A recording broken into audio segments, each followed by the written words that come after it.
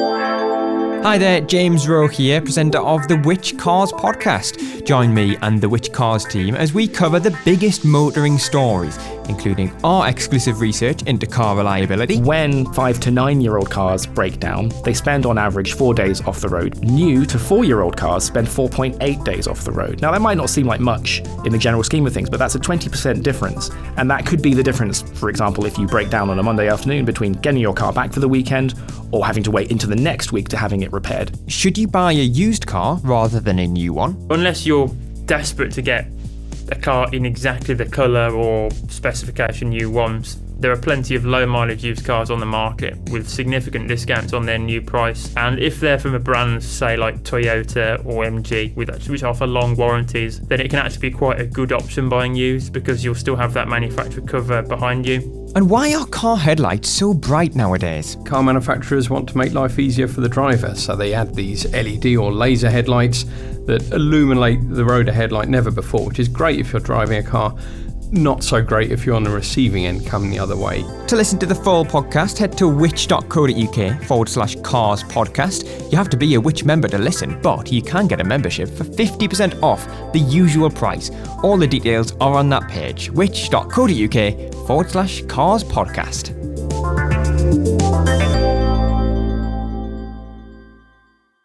Welcome to the Which Money Podcast, your weekly hit of money news and personal finance hacks to help make you better off.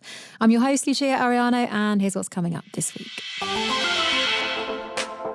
Credit card providers only have to give that advertised rate to 51% of customers.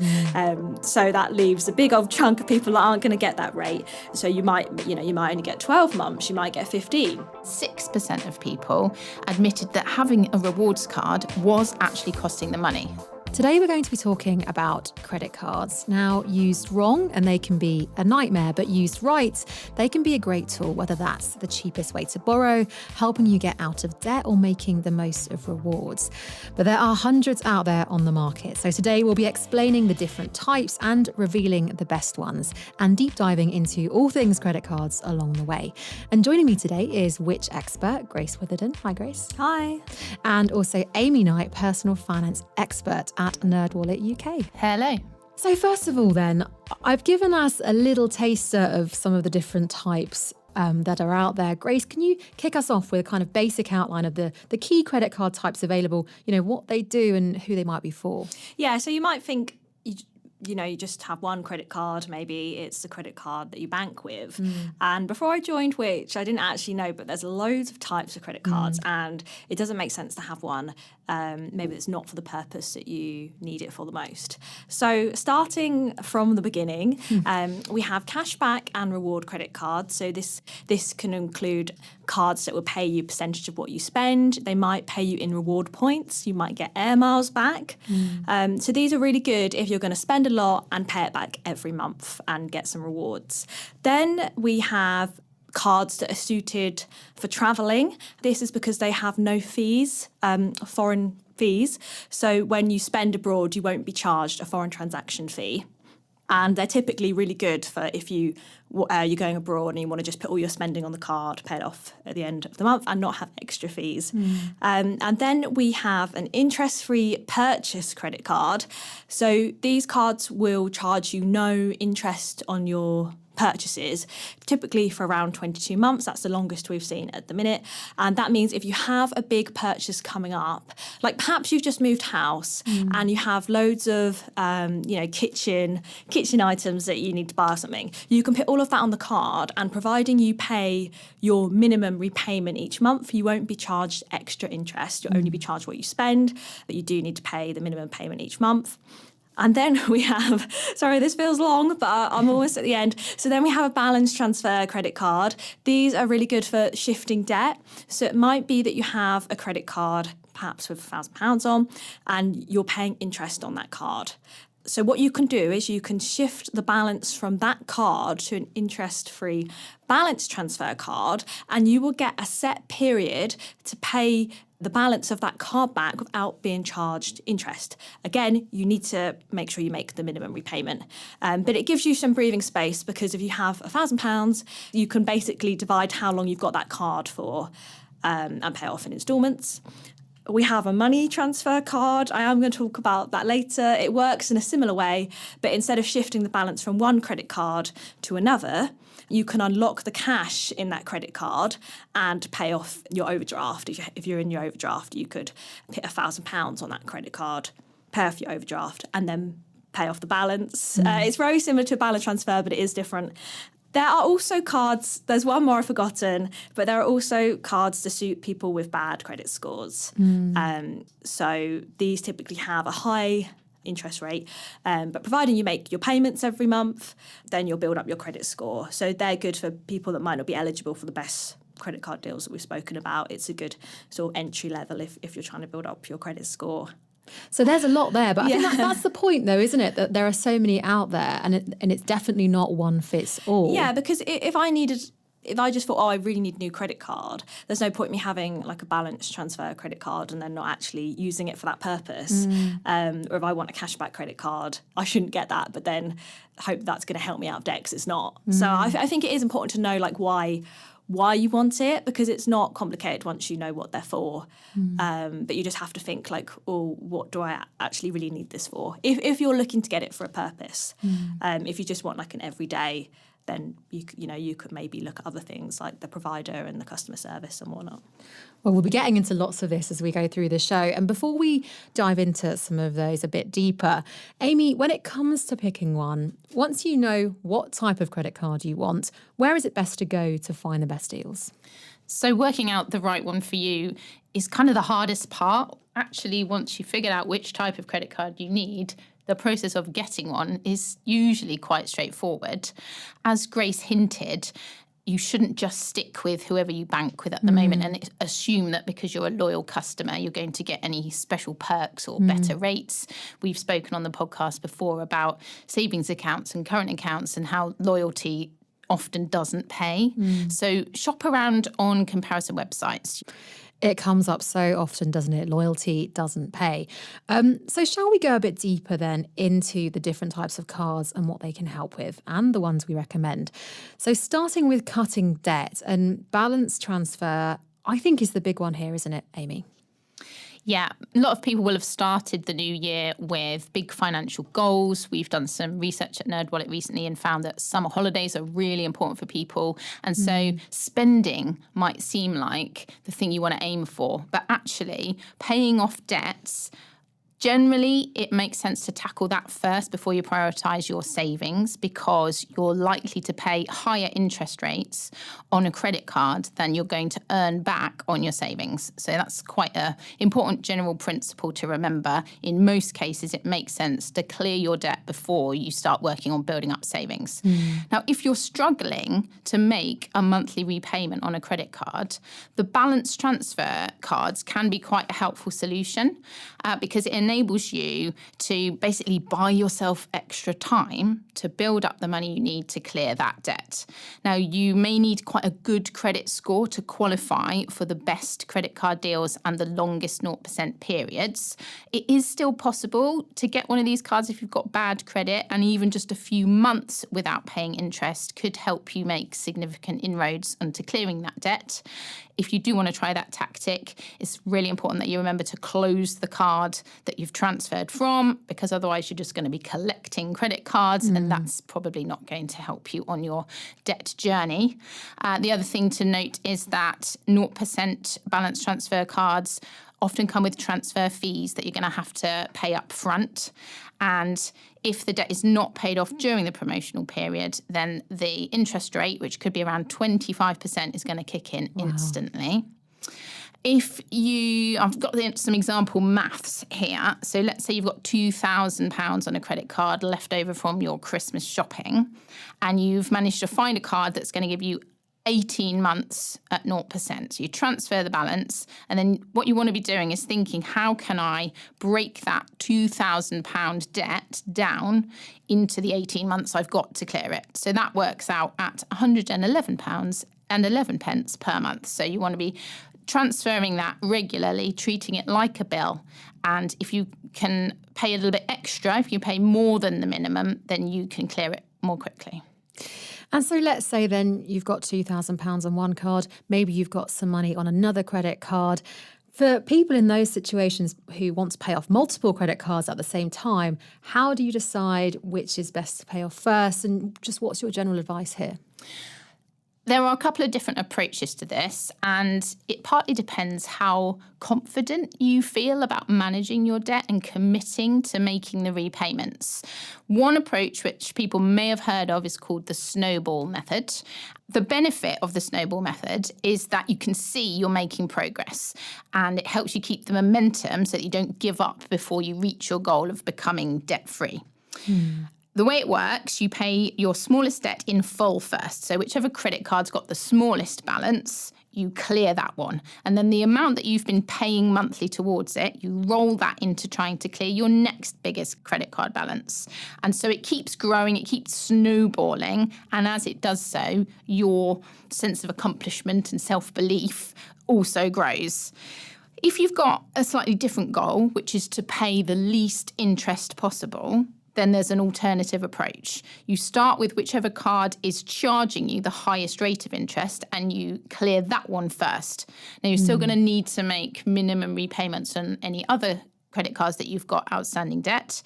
But if you clear the big one with the biggest APR, you're going to save the most money. So before we get into the specific cards that we recommend in this area, I think we should just mention that when you're looking for one, the first thing that comes to my mind is how long the 0% term is. I've got here that you might be able to get 31 months at the moment. Yes, that's right. There are credit cards available with 0% balance for 31 months. That's getting towards 3 years. And it's possible that we'll see even longer terms coming onto the market because the pressure for these companies to compete with one another and what's driving them to offer these longer terms, they all want our money and they're trying to outdo each other. However, there might be a catch because longer interest-free periods put lenders at greater risk of customers defaulting. So to offset the risk and the cost to them, credit card companies could start increasing balance transfer fees or setting stricter lending criteria if the terms are going to get any longer. And longer terms could also raise some affordability concerns, and I'd expect the FCA to step in and make sure the credit card companies were proving that they were still lending responsibly if the 0% terms got any longer. And at the very top, Grace, you mentioned money transfer credit cards. So these are good if you've got an overdraft. Yeah, if you're in your overdraft, and as we know, overdraft fees tend to be a lot higher than credit card fees. So if you are having to pay fees on that, it might be worth considering a money transfer. I feel like I don't hear about these as often, but I think it's because there are much stricter rules on overdrafts now. So it might tend to be that that's why maybe less people use them. But it works the same as a balance transfer credit card. But instead of obviously shifting it to another credit card, you're getting that money in your current account, and then you'll have an interest-free period to pay off the money transfer credit card. You should work out how you should pay it off exactly the same way. Work out your interest-free period, divide that by how much you've taken. That's how much you need to pay each month.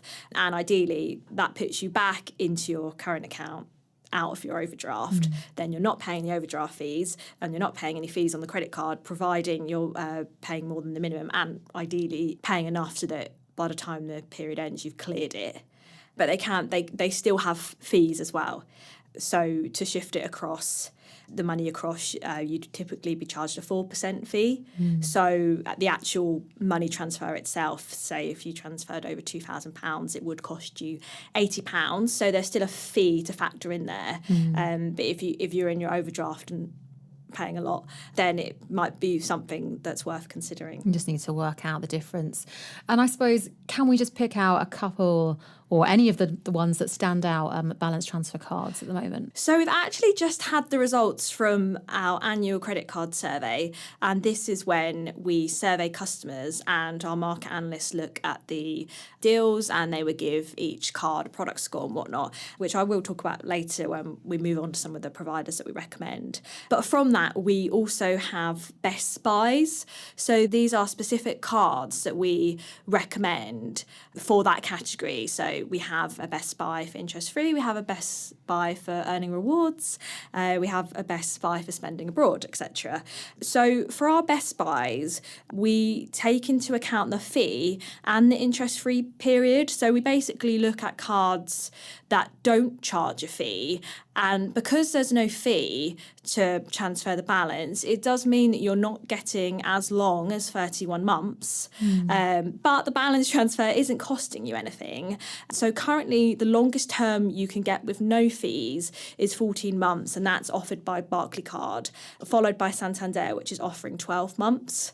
So if you really don't want to pay any fees, those are the ones we recommend with the longest terms. We don't actually have a best buy for money transfer cards. That's because our market analysts don't think any of the cards currently out there are good enough to be a best buy for us. We do have a guide on money transfer cards and the longest terms available, but there's none that we would consider a best buy. We'll get a link to that and some other useful bits that we mentioned today in the description of today's show. Now, after a quick break, we'll be back talking about 0% spending credit cards and how to make rewards work for you. Saving for retirement can feel daunting. The same goes for managing your money once you've stopped working. That's why we've created an 8-week newsletter series breaking down what you need to consider, both pre and post-retirement, into bite-sized chunks. If you sign up to our free retirement newsletters, for 8 weeks we'll send you an email full of expert guidance to help you take control of your retirement planning and give you the confidence to make smart decisions. We'll help you get to grips with your pension, teach you how to boost your income, and explain more about care options. It doesn't matter when you sign up either. Your 8 weeks of advice will start whenever you sign up. So what are you waiting for? Head to which.co.uk/retirement newsletters, all one word, to get up to speed on everything you need to know for retirement.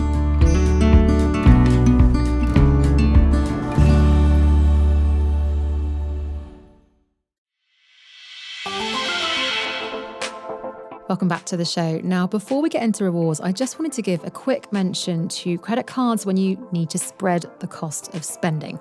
So, Grace, when should you use these cards and what should you look out for when choosing one? So these cards are great when you have a big spending period coming up. So I wouldn't say just get one and spend on it. Like, please try and think, what is the purpose? So for example, I'm going to be moving house soon. If I need some stuff for the house, I can put it on that and then I can get my shopping done and then make sure I have a plan to pay that all off before my interest-free period ends. Because you will have to pay it back at some point. So there is a danger if you just think, oh, I'll get one of these and then spend on it because it's interest-free. But it does have to be paid back eventually. So I think they work really well when you have a period of spending coming up that you can't avoid, because it's a really good way to basically buy that item and break down the cost without having to use buy now, pay later, or just having a normal, regular paying interest on it. So in terms of things to look out for, as we've mentioned, I believe the longest you can get on that at the minute is 22 months. But as Amy said, that will be for, when we talk about these terms, they do tend to be for people that have the best credit scores. So, just because it's advertised as that, you might not get that long. Credit card providers only have to give that advertised rate to 51% of customers. So that leaves a big old chunk of people that aren't going to get that rate. So you might only get 12 months, you might get 15. Most of the time you can do an eligibility checker before you apply for this card, and it can give you an indication of what you're likely to get, so you'll know if it's going to be long enough. So once you know how long you're going to get, I think that's a good idea of maybe how much you should spend. Obviously, you'll have a credit limit, but if you know you're only going to be given 6 months interest free and you buy a 10 grand, what's 10 grand? I'm not going to say sofa because I'm hoping no one's buying a fitted kitchen, and you've only get 6 months. Then realistically, are you going to pay over? That's well over £1,000 each month. So if you don't have the money, that's not really going to help your situation. There's probably better options available, like 0% finance that some providers might do. So you need to look at that. And I would say maybe think about the credit limit that you might get. You can find out that when you do the eligibility check. So I think that's some of the main things to look out for: the term and your credit limit, how much you're going to get and how long you're going to get.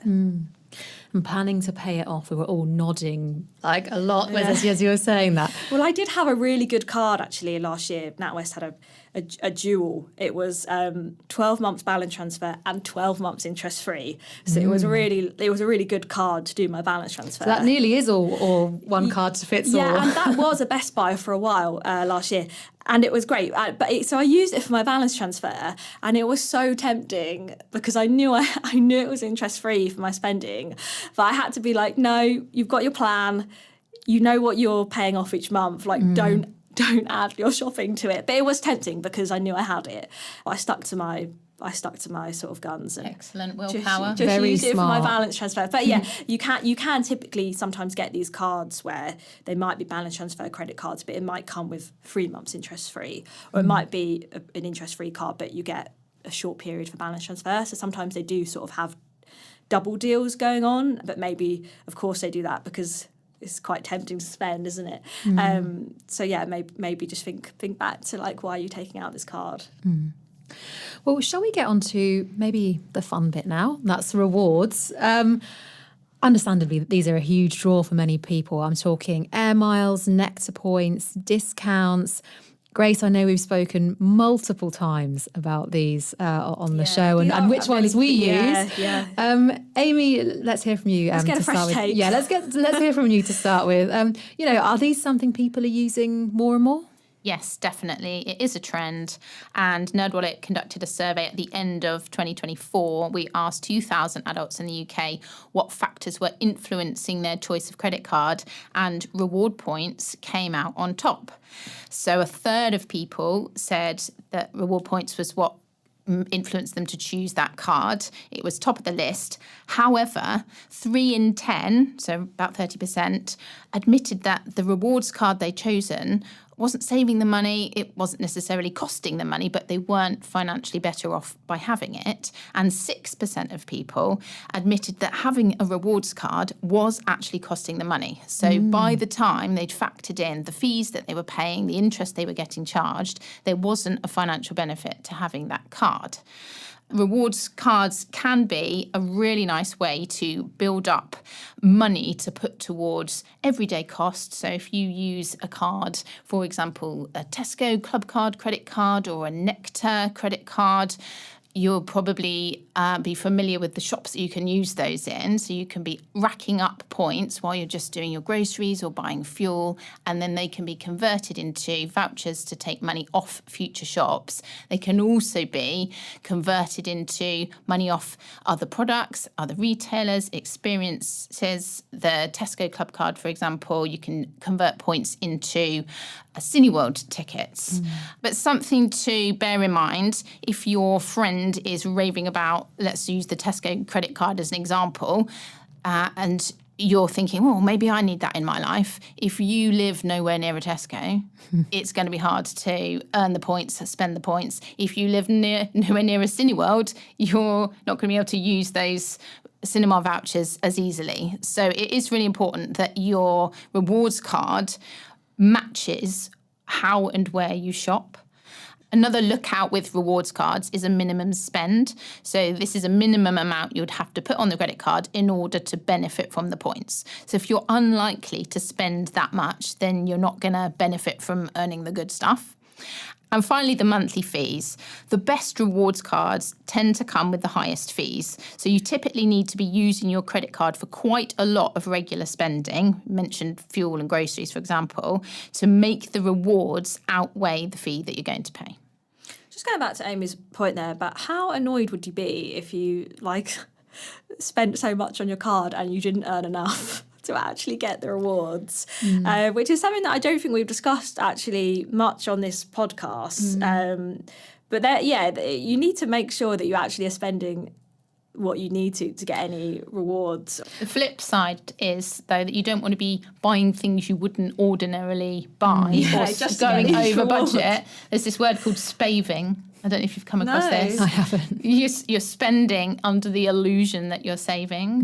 So that can happen if you think, well, if I buy 3 extra of this thing because I'm going to get all the reward points, then you've spent 3 times more than you meant to. Yeah, that's such a good one to watch out for. Well, I'm really pleased that you went first, Amy, because as you were speaking, I was thinking, I think I might be the person raving about the Tesco card, because I do that I've had an American Express and I've been collecting Avios for years now. And actually, I've just come back off holiday using Avios points and my 2-for-1 companion ticket.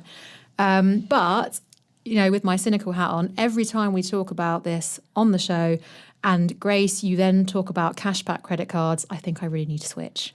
Because I actually do think that I would probably benefit more from a cashback card than a points one. Avios points. Yeah, and that point you also made, Amy, about where do you shop. I often get asked, like, oh, what's the best rewards card? And I think we try and say a lot in, when we're writing stuff.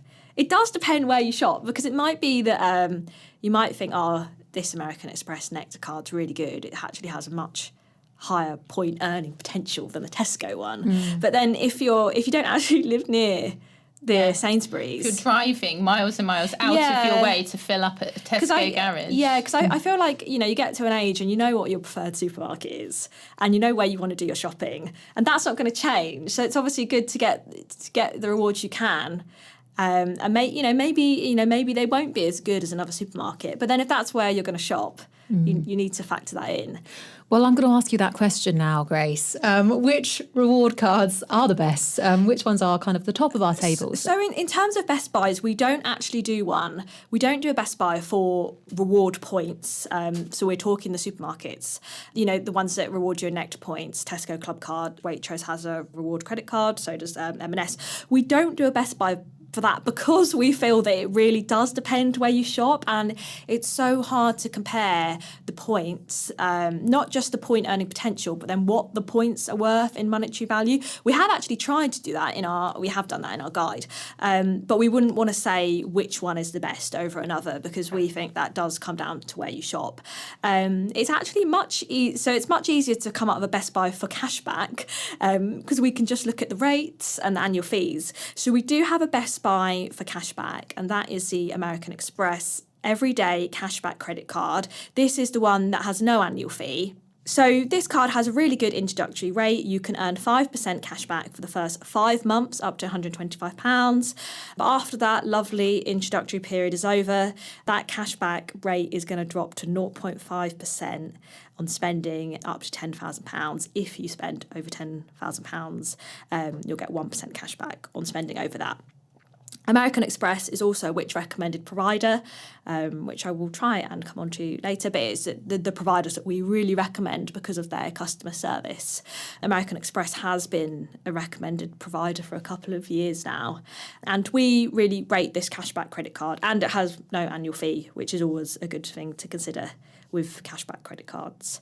And we do have one for air miles, which is a very confusing world. We have one card we recommend for air miles. So this is if you want to collect Avios or Virgin points. So we actually recommend the American Express Rewards credit card. This credit card also has no fee, and you earn American Express points, so you can earn 1 point for every £1 spent. But you can convert the American Express points at a ratio of 1:1 for Avios and Virgin. So we like the flexibility in that, rather than sticking to your guns and just having the British Airways American Express credit card. Maybe I should switch to that one. Well, as you said, it's difficult because with those tailored air mile cards, like the Virgin Atlantic and the BA one, you get the extra perks like the companion voucher, but you have to spend a lot of money to get that. So for someone that just typically likes to earn some air miles on their spending, we recommend the American Express Rewards credit card. That is a Best Buy for us. Well, we've covered so much today, but just before we wrap up, and before I go and research getting a new credit card, what final advice, any kind of final nuggets of advice would you like to leave our listeners with today? Amy, do you want to go first? Sure. Using a credit card for big purchases is quite a good idea because you've got an added layer of protection thanks to Section 75 of the Consumer Credit Act. So if something goes wrong, if the item that you've ordered doesn't turn up or it's faulty, that credit card protection is in place so you can hopefully get your money back. That is really good advice, and I don't think something that we've mentioned before yet. So as always, definitely if you're making a big purchase, think about that extra protection. I was actually just going to plug our new survey results because, as I said earlier, every year we do this big survey and we survey loads of customers on their credit cards, and that's able to give us sort of a ranking for like the 28 credit card companies, and we can say how well they're rated from everything from the app, how clear the statement is, how good the customer service is. So we can give a star rating. We can also give a customer score to these brands. And yeah, this year out of 28 brands, we have 5 recommended providers, which is the most we've had for a while. And those are American Express, Tesco Bank, Zopa, Santander and Lloyds Bank. And if you go onto our website, you can see how all the brands did. If you have, a credit card by another company, you can see how it did for, all of these categories. And I think it's a nice extra thing to look at when you're looking for a card, is knowing how they will treat you and how good their customer service is. So I do think it's worth just having a look if you are researching getting a new credit card. Well, thank you both so much for joining us. As I said, we covered so much ground today. It's been an excellent show. So thank you so much for coming in today. Thank you very much. Thank you. Well, a huge thank you again to Grace and Amy for coming on the show today, and to you for listening to this week's episode of the Which Money podcast. If you enjoyed today's show, please do hit subscribe to make sure you catch our new episodes as soon as they drop. For daily money news and advice, you can find us on social media at Which Money and online at which.co.uk/money. And we also have a free money newsletter which is delivered to your inbox every Monday. To sign up, visit which.co.uk/money newsletter. This episode of the Which Money podcast was presented by me, Lucia Ariano, produced and recorded by James Rowe, and produced and edited by John Weeks.